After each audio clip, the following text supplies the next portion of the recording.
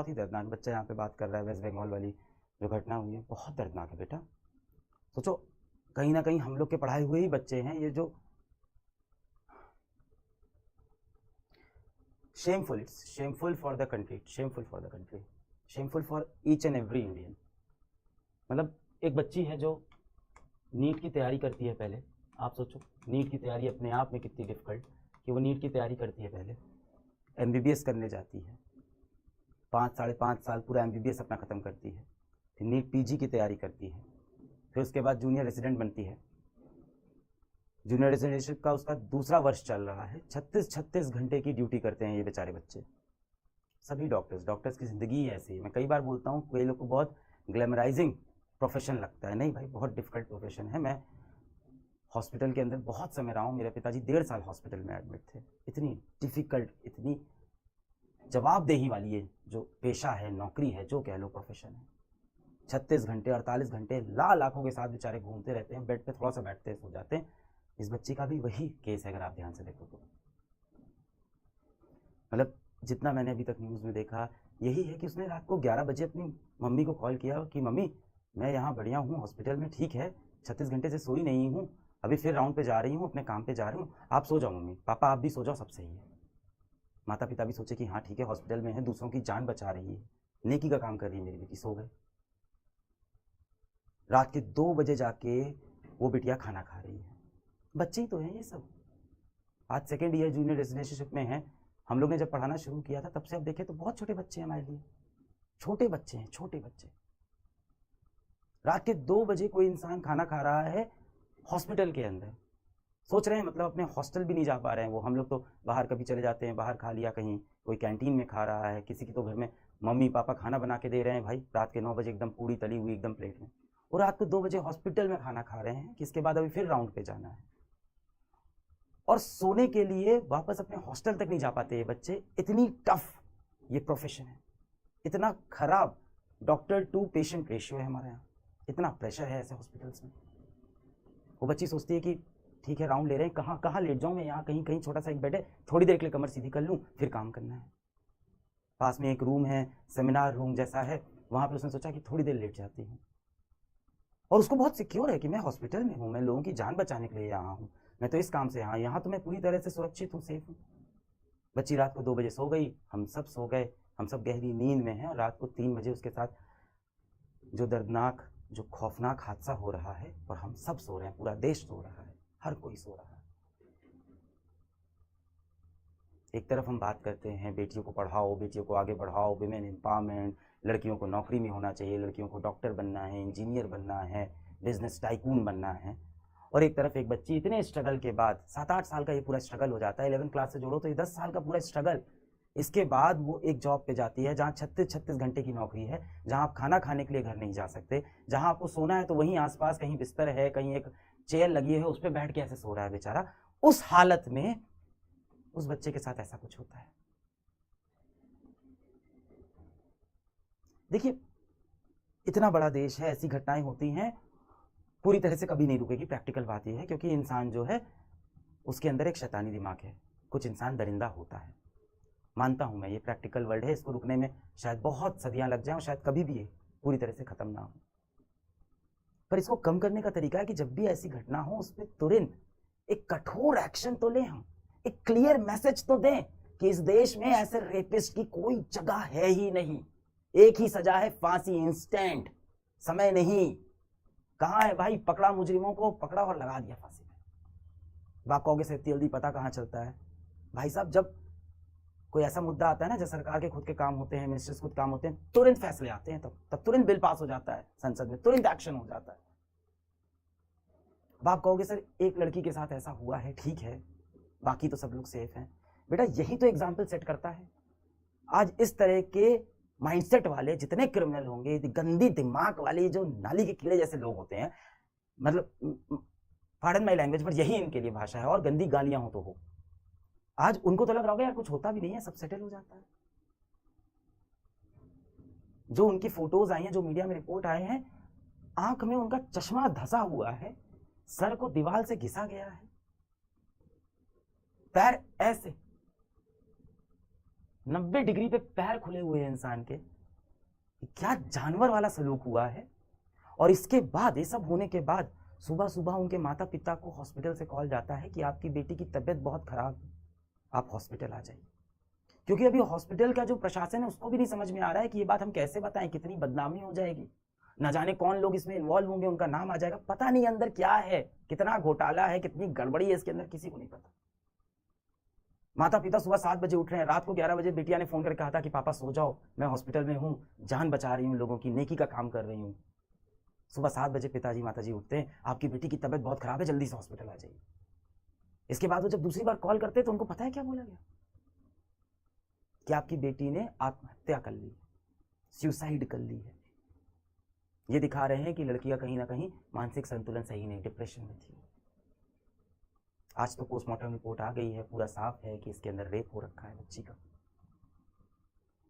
पर पहले क्या एकदम मामले को दबा दो, क्या है, कुछ नहीं है, कुछ नहीं, सुसाइड हुआ है, डिप्रेशन में थी। हाँ ठीक है, वर्कलोड ज़्यादा है, डिप्रेशन में थी, सुसाइड कर ली। माता पिता जब हॉस्पिटल पहुंचते हैं तो उन्हें हॉस्पिटल के अंदर जाने ही नहीं दिया जाता। घंटा, 2 घंटा, 3 घंटा, 4 घंटा वो हॉस्पिटल के बाहर खड़े हैं, अपनी बेटी को नहीं देख पा रहे, अपनी मृत्यु बेटी को नहीं देख पा रहे, उसकी शक्ल नहीं देखने दे रहे। क्या हो रहा था अंदर इस समय, क्या हो रहा था? प्लानिंग चल रही थी कि कैसे संभाला जाएगा, कैसे इज्जत बचाएं हम हॉस्पिटल की, कैसे इज्जत बचाएं हम इस स्टेट की, कैसे इज्जत बचाएं हम सरकार की, कैसे इज्जत बचाएं इस पूरे सिस्टम की। बाहर एक बाप कह रहा है कि मेरी बेटी को देखने दो। किसी तरह से लड़ झगड़ के जब बाप अंदर पहुंचता है तो अपनी बेटिया को बिना कपड़ों के कहीं पूरे शरीर पे कपड़ा नहीं देखता है, पूरी बॉडी चोटिल है, चोट के निशान, आंख फूटी हुई है, सर पे चोट है, पैर इस तरह से ऐसे खुले हुए एकदम। तब जाके कहीं हाँ एक्सेप्ट होता कि नहीं अच्छा सुसाइड नहीं है, हाँ तो पकड़ा गया। देखिए मैं प्रैक्टिकल हूँ, ये चीजें हर देश में है, होता है, दरिंदे लोग हैं, पर ऐसी घटना होने के बाद तुरंत एक्शन लेना पड़ेगा, एक एग्जाम्पल सेट करना पड़ेगा, एक उदाहरण देना पड़ेगा कि इस देश में ऐसे लोग की जगह नहीं है। ऐसे क्या, इसके आसपास सोचने वालों की, लड़कियों को उनके बिना इजाजत के हाथ लगाने वालों की भी इस देश में जगह नहीं है। हम लोग अपने कंपनी में जब काम करते हैं, कोई भी चोरी की घटना आ गई, कोई भी करप्शन की घटना आ गई, वो चाहे 500 रुपए की हो, 5 लाख की हो, मैं तुरंत बोलता हूँ स्ट्रिक्ट एक्शन लो, ताकि बाकी सब इस बात से डर जाए। जब भी ऐसा कुछ हो तो तुरंत एक्शन लो। यहाँ पे अब आपको ये नहीं सोचना है कि एक्शन लेने से क्या होगा, इसके पॉलिटिकल कनेक्शन कौन से हैं, इसके पास पैसा रुपया कौन सा है, क्या मैं तुरंत आप एक्शन। कोई एक्शन नहीं भाई साहब, सुसाइड है, दबा दो भाई। जब पोस्टमार्टम रिपोर्ट आ रही है वो ये कह रही है कि आप लोग तो बेटा नीट के ही स्टूडेंट हो, है ना, अभी अपन देखो यही सब बात कर रहे थे कि 650 नंबर कैसे लाने हैं, कैसे MBBS। मुझे भी अब शर्म आती है बोलते हुए कि बेटा आप MBBS करने जाओ। आए दिन कुछ ना कुछ ऐसा हो रहा है। एक तो वहाँ पे वर्क कल्चर ऐसा है, ये प्रेशर में तो है ही डॉक्टर, काम तो ज़्यादा है ही है। उसके बाद ये सब होता है, मैं कैसे बोलूँ 650 नंबर लेके आ बेटा जाओ, फिर ये होगा, इतनी मेहनत करने के बाद ये होगा तुम्हारे साथ। आप लोग तो नीट के एस्पिरेंट हो। जो सीमेन सैंपल मिला है वो पोस्टमार्टम में क्लियर दिखा रहा है कि 1 से ज़्यादा लोग थे। अमाउंट ऑफ सीमेन, जितना सीमेन मिला है, जितना स्पर्म्स मिले हैं, जितना काउंट मिला है, जितना क्वांटिटी है, वो एक व्यक्ति का नहीं है। उसके बाद क्या होता है, 24 घंटे के अंदर, क्योंकि मीडिया में हाईलाइट हो गया, तो एक व्यक्ति को पकड़ा जाता है और कितनी आसानी से पुलिस कहती है कि उसके कान का एयरपॉड, ब्लूटूथ एयरपॉड है क्या है, कि उसके कान का एक ब्लूटूथ डिवाइस वहां पे वो छूट गया था, उससे वो छोड़ के चला गया था। और वो व्यक्ति की भी आप डिटेल देखो, वो 4 बजे सुबह हॉस्पिटल पहुंचा है, 4 बजे के आसपास, 6 साढ़े 6 पे जाके अपने घर में सो गया और अपना ब्लूटूथ एयरपॉड वहां पे रख के चला गया कि हमें पकड़ लेना। और पुलिस ने पकड़ा भी कैसे, कि ब्लूटूथ एयरपॉड उठाया और हॉस्पिटल के स्टाफ में सबके ब्लूटूथ ऑन कराए, देखते हैं किसके फोन से मैच करेगा। व्यक्ति तभी पकड़ा जाता है, अपना गुनाह भी कबूल कर लेता है, कहता है हाँ मैं ही था। पोस्टमार्टम रिपोर्ट अब ये साफ दिखा रही है कि 1 से ज्यादा व्यक्ति थे, और ये कह रहा है मैं ही था, यानी यहाँ भी झूठ है। क्यों ये झूठ बोल रहा है, किसने इसको प्रलोभन दिया, पैसे का दिया, धमकी दिया, क्या दिया? ये तो कह रहा है मैं ही था, अकेले था, मैंने किया, मुझे सजा भी दे दो। अब ये मुद्दा CBI पे चला गया है, पर अब CBI पे जाते आते इतने सबूत मिटा दिए गए हैं। जब 3 घंटे तक पिताजी अंदर नहीं आ रहे हैं, पहले बोल रहे हैं आपकी बेटी की तबीयत खराब है, फिर बोल रहे हैं आपकी बेटी ने सुसाइड किया है। जिस कॉलेज में ये हुआ है उस कॉलेज की प्रिंसिपल का बयान नहीं आया। हाई कोर्ट ने यही बोला कि भाई जिस कॉलेज में वो रखा है उस कॉलेज का जो हेड है जो उस कॉलेज का डायरेक्टर है, जो उसका प्रिंसिपल है, उसका बयान नहीं है। उस कॉलेज के प्रिंसिपल ने तुरंत रिजाइन कर दिया कि हम रिजाइन करते हैं, साफ इसको हटाओ यहाँ से। हर मुद्दे में यही होता है, टॉप पे जो होता है उसको रिजाइन करा दो। उसके बाद कहीं आसपास में उसने वापस ज्वाइन भी कर लिया है। जो एक कल्प्रिट है, अपराधी है, उसके मोबाइल फोन से डिटेल निकल आएगी, लोकेशन निकल आएगी, नहीं आ रहा है। अब सीबीआई के पास मुद्दा गया है, खींचेगा मुद्दा, चलता रहेगा। नहीं, बहुत अच्छा काम कर रहे हैं आप लोग, आवाज उठा रहे हैं। आपने ये बोला बैच के अंदर, मुझे मुझे बिल्कुल दुख नहीं है, कोई डिस्ट्रैक्शन नहीं, कोई टाइम, ये टाइम वेस्ट है। किस लिए कर रहे हैं सब पढ़ाई? ये टाइम वेस्ट है। और नीट की तैयारी करके जाके ये सब वो बच्चों के साथ,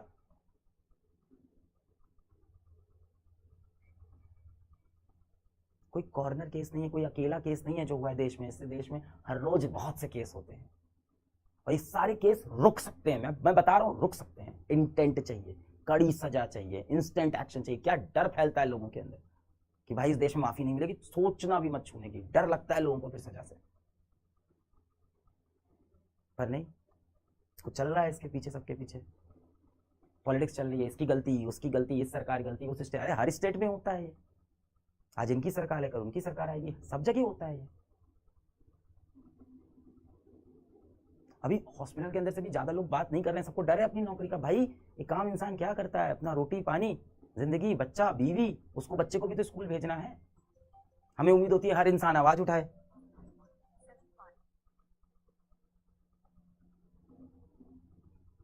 हॉस्पिटल के लोग बयान देने में इसीलिए डर रहे हैं।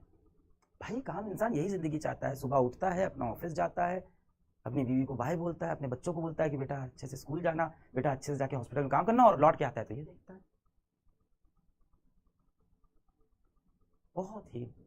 बहुत ही दर्दनाक है। इसका सोल्यूशन यही है, एक्शन। अब देखो इंसाफ तो क्या मिलेगा, वो बच्ची की जो हालत है तो खत्म हो गया ना, तो उस माँ बाप को इंसाफ नहीं मिलेगा।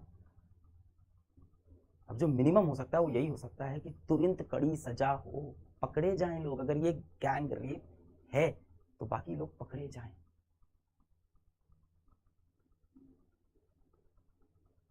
कोई भी मेन स्ट्रीम मीडिया इसको काफी समय तक हाईलाइट नहीं किया, काफी समय बाद मेन स्ट्रीम मीडिया पे ये चीजें आई।